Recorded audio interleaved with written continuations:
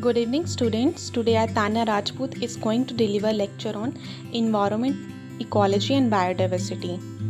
So students, सबसे पहले हम environment topic study करेंगे and later on we will discuss ecology and biodiversity. जो environment topic है पहले हम उसका टेबल चेक कर लेते हैं. हम environment and its components study करेंगे. सबसे पहले जो environment है वो 3 पार्ट्स में डिवाइडेड है. Physical, biological and cultural. Physical further on atmosphere, hydrosphere, lithosphere. Biological is subdivided into abiotic and biotic. Biotic further on producer, consumer, decomposer, and cultural further on society, economy, politics. The environment is defined as the whole physical and biological system surrounding the man and other organisms along with various factors influencing them. The factors are soil, water, air, water, light, temperature, etc. These are called abiotic factors. Besides these, the abiotic factors, the environment is very much influenced by biotic factors which include all forms of life like plants, animal, microorganisms. The environment has 3 important constituents. These are physical, biological, social. So students, first of all we study physical component. The physical constituent of environment includes soil, water, air, climate, temperature, light, etc. These are called abiotic constituent of the environment. जो non living things होती हैं जैसे soil, water, air, climate, temperature, जो non living things हैं उनको हम बोलते हैं physical constituents. Okay. Physical components are divided into atmosphere, hydrosphere, lithosphere. आप 3 स्टेट्स ऑफ मैटर याद रखो, gaseous, liquid, solid. So gaseous will be atmosphere, liquid will be hydrosphere and solid will be lithosphere. Okay. Biological constituent. The biological constituent of environment is called biotic component of environment. Biotic होता है जो living हो. The component consists of all living things like plants, animals and small microorganisms like bacteria. These component interacts with the abiotic component of the environment.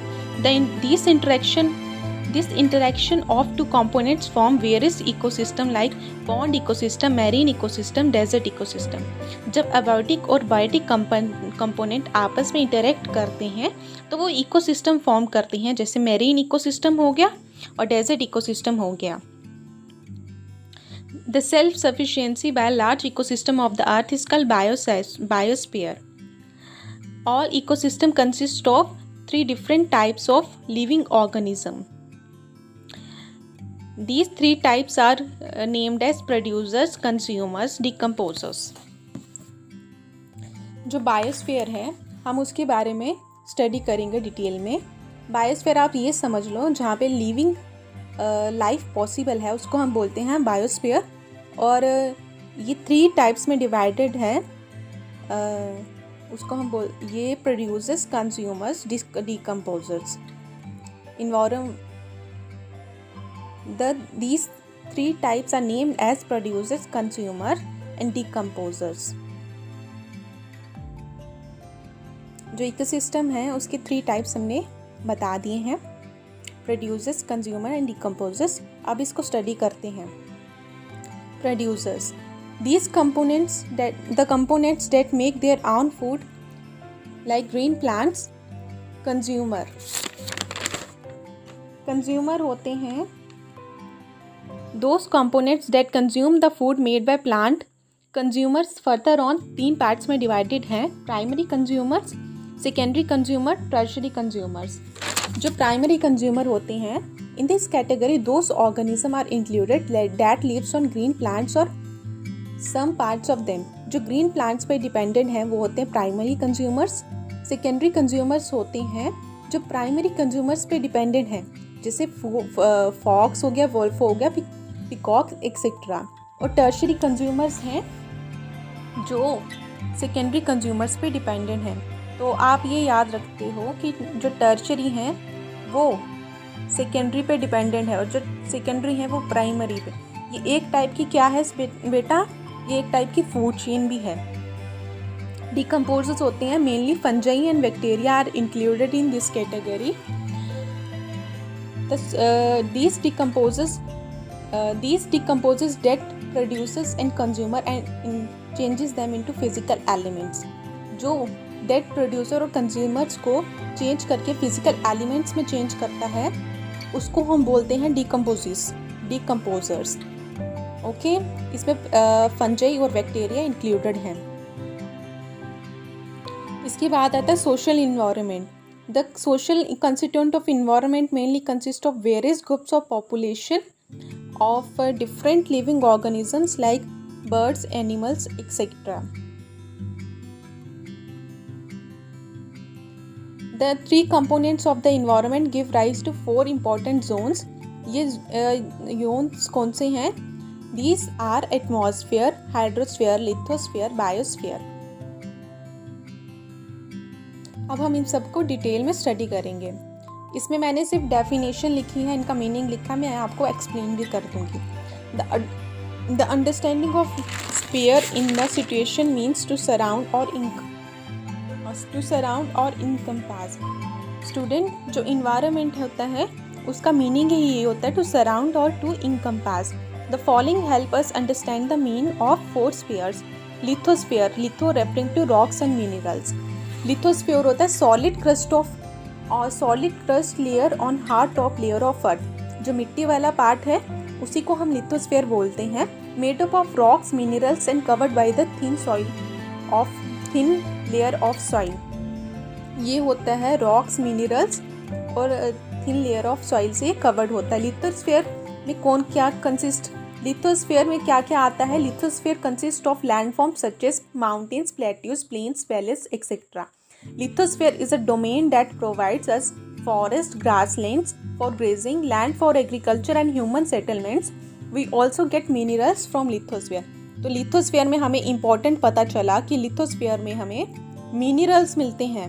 Okay student, ये याद रखना कि किस layer में आपको minerals मिलते हैं, that is lithosphere. किस पेयर में आपको minerals मिलते हैं, that is lithosphere. इसके बाद पढ़ेंगे हम hydrosphere. The domain of water is known as hydrosphere. It comprises various sources of water and different types of water bodies. Example: rivers, lakes, seas, oceans, etc. It is essential for all living organism. तो हमें पता है कि जो water है वो हमारे लिए बहुत ज़्यादा ज़रूरी है. इसके बाद आता है एटमॉस्फेयर. एटमॉस्फेयर जैसे कि ये अर्थ है, अर्थ के बाहर जो लेयर है, ये जो ब्लैंकेट ऑफ अर्थ है, इसी को, अर्थ के बाहर जो ब्लैंकेट है उसी को हम बोलते हैं atmosphere. The thin layer of air surrounding the environment is known as atmosphere. The gravitational force of earth holds the atmosphere around you. It protect us from the harmful rays and scorching heat of the sun. जो atmosphere है, atmosphere में बच्चों, atmosphere में क्या होता है? Atmosphere में UV rays present होती हैं. जो यूवी रेज हैं वो हमें एटमॉस्फेयर में क्या होता है? ओजोन लेयर होती है जो हमें यूवी रेज से बचाती हैं. UV rays is very harmful for our skin. It can cause skin cancer and various other diseases. Okay, so ये हमें उससे बचाती है. तो इसके बाद हम पढ़ते हैं बायोस्फीयर. तो बायोस्फीयर स्टूडेंट्स, अब मैं आपको बताती हूँ. जैसे हमारे सर्वाइवल के लिए तो हर चीज़ ज़रूरी है, जैसे एयर भी ज़रूरी है, वाटर भी ज़रूरी है, लैंड भी ज़रूरी है. तो बच्चों, जहाँ पे लाइफ पॉसिबल है ना, तो वो है बायोस्फीयर. तो बायोस्फीयर में लाइफ पॉसिबल है और इसी स्फीयर में लाइफ पॉसिबल है, ह्यूमन लाइफ पॉसिबल है, ह्यूमन सर्वाइवल पॉसिबल है. यही स्टूडेंट्स, अब हम थोड़ा ओजोन के बारे में डिस्कस कर लेते हैं.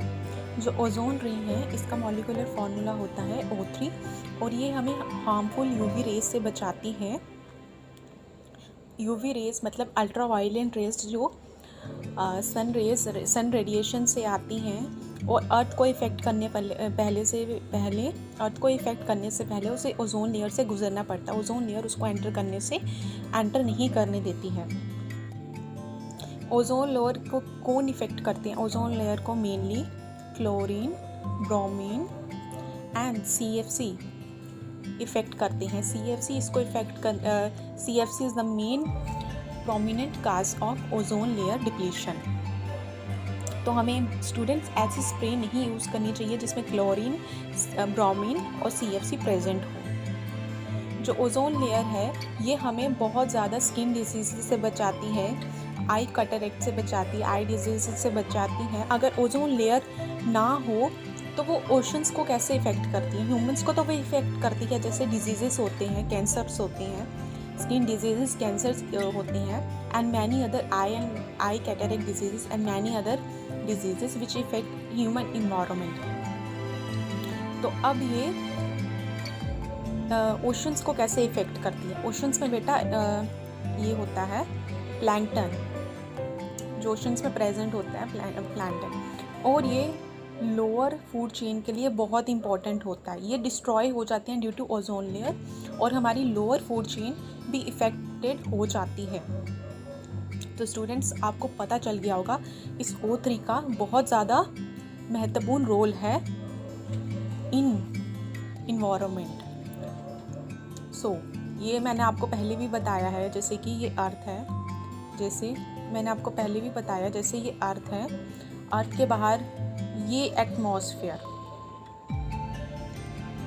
इसको अर्थ के बाहर ब्लैंकेट होती है जिसको हम एटमॉस्फेयर बोलते हैं, और इसी एटमॉस्फेयर में होती है ozone layer. Ozone layer is present between stratosphere and troposphere. Stratosphere में up to 50 kilometre of altitude में ओजोन लेयर प्रेजेंट होती है।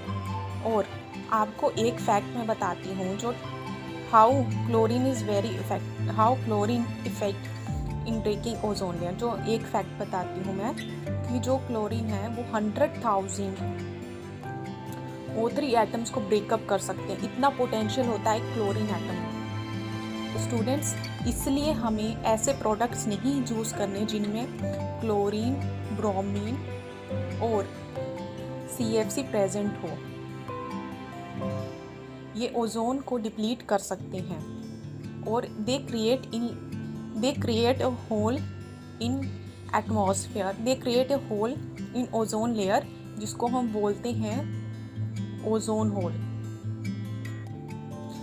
तो आपको तो पता चल गया होगा कि ओजोन लेयर कहाँ पे प्रेजेंट होती है। ये होती है 90% इन स्ट्रेटोस्फेयर, जो ट्रोपोस्फेयर से ऊपर होती है, और 10% इन ट्रोपोस्फेयर। ओके, ये आपको याद करना है, स्ट्रेटोस्फेयर एंड ट्रोपोस्फेयर में कितनी ये प्रेजेंट होती है। स्ट्रेटोस्फेयर में up to 50 kilometre of altitude, उसके अंदर ये प्रेजेंट होती है। Thanks students, if you like the content, subscribe this channel. Thank you.